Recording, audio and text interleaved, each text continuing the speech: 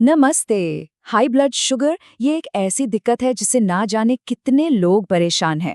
पर क्या हो अगर इसका हल हमारी अपनी रसोई में ही मिल जाए। आज हम एक ऐसे ही पुराने पारंपरिक नुस्खे को समझने वाले हैं जिसमें सिर्फ 3 चीजें लगती हैं। चलिए देखते हैं कि आखिर ये है क्या और ये काम करने का दावा कैसे करता है। तो सवाल तो यही उठता है ना?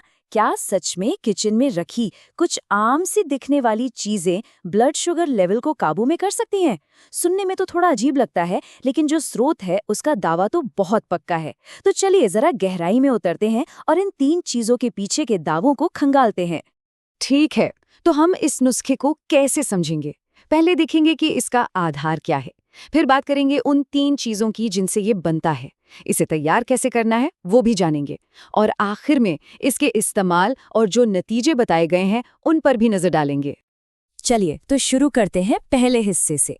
समझते हैं कि इस उपाय का असल मकसद क्या है, मतलब ये किस प्रॉब्लम को सॉल्व करने का दावा करता है। और देखिए, यहाँ बात सिर्फ कंट्रोल करने की नहीं हो रही है, दावा इससे कहीं ज्यादा बड़ा है।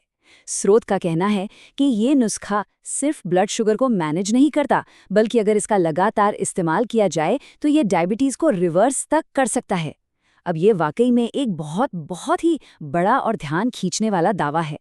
तो अब आते हैं इस नुस्खे के सबसे जरूरी हिस्से पर, वो 3 चीजें जिनसे ये बनता है।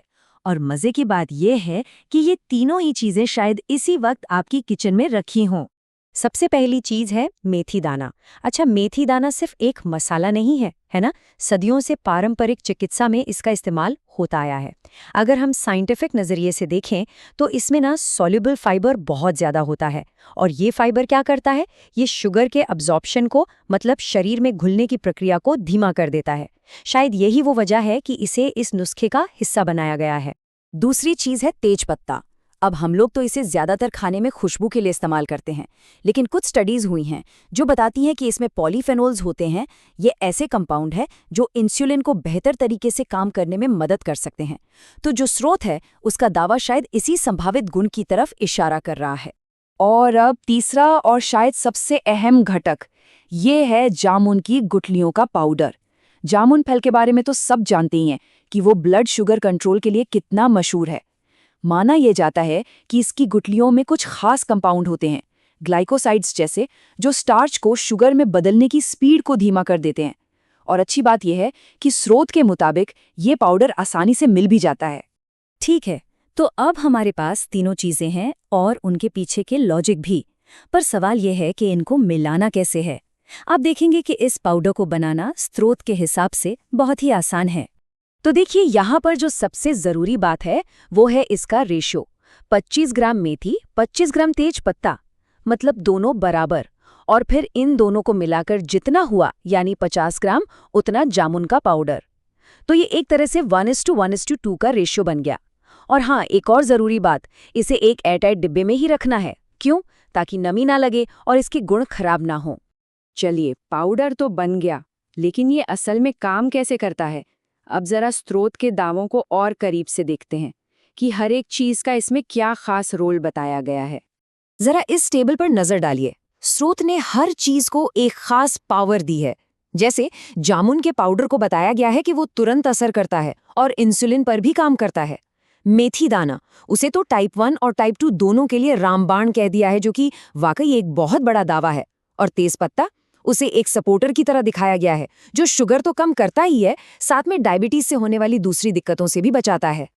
और अब हम आ गए हैं सबसे जरूरी पड़ाव पर, कि इस पाउडर को लेना कैसे है और लंबे समय तक लेने से क्या नतीजे मिलने का वादा किया गया है।